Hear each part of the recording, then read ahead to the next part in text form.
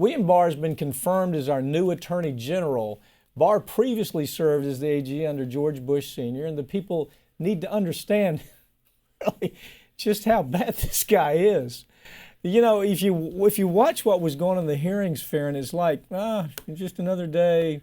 We're not going to ask you tough questions. The only thing they asked about was, are you going to stop the Mueller investigation? Yeah. Well, what about the Iran-Contra issue? What about the Iran prisoner issue with Ronald Reagan and Jimmy Carter? Why is it that it's not, and I got to tell you something, it wasn't just the congressional hearings that bothered me. It was the media that didn't pick these stories up. Right. I mean, it's just like we got a brain-dead media. What's your take on this story? Watching the hearings, to me, it was basically a rerun of the Brett Kavanaugh hearings. Yes. You've got a treasure trove of information that you can use. You can take this guy down. He's a lightweight. Get him out and move on. Yeah. But instead, they focused on the thing they thought would grab the headlines, which it did. Is he going to protect Robert Mueller? Is he going to fire him? What's going to happen to the investigations? Meanwhile, this is a guy who spent his private sector career at corporate defense firms, fighting for oil companies, fighting for pharmaceutical companies. You know, he worked at a GTE wireless corporation, fought for the telecom deregulation that Clinton eventually did. This guy is responsible for a lot of the problems that we have in this country today. Let me back up just a little bit. For example, people forget that Ronald Reagan and Caspar Weinberger and all the little trolls that Reagan had around him, that they actually had a plan.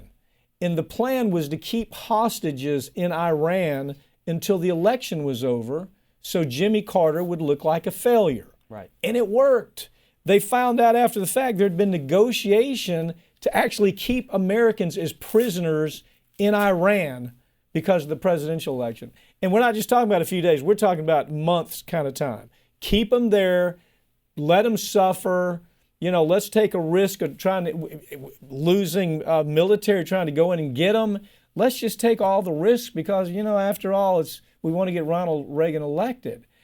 Then you got the Iran-Contra affair that Barr was also the mouthpiece for.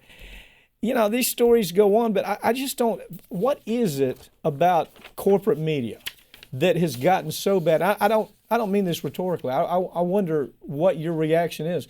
How have they gotten so bad that they don't even catch stories like this on something as important as the Attorney General of the United States? Why? How does that happen?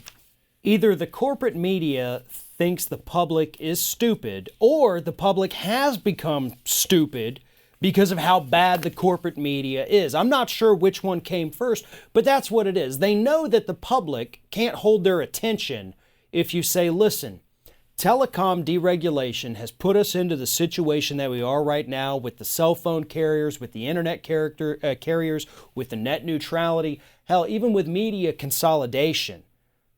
Well, the average viewer says, I don't know what any of those words mean. Yeah, okay, let's talk about, for example, the consolidation. In 1985, there were about 55 or 60 independent media outlets that did books, they did newspapers, they did electric media, television, radio, 55. You know how many there are now? 4. Arguably by the end of this Trump administration, there'll be 3. So Barr was the guy that led the charge. Of course, it enabled the Telecommunications Act to take place under Clinton. Never should have happened. But the point is this: I don't know how we ever have responsible kind of due diligence by Congress if the media doesn't even tell the stories. That's part of the problem I see here.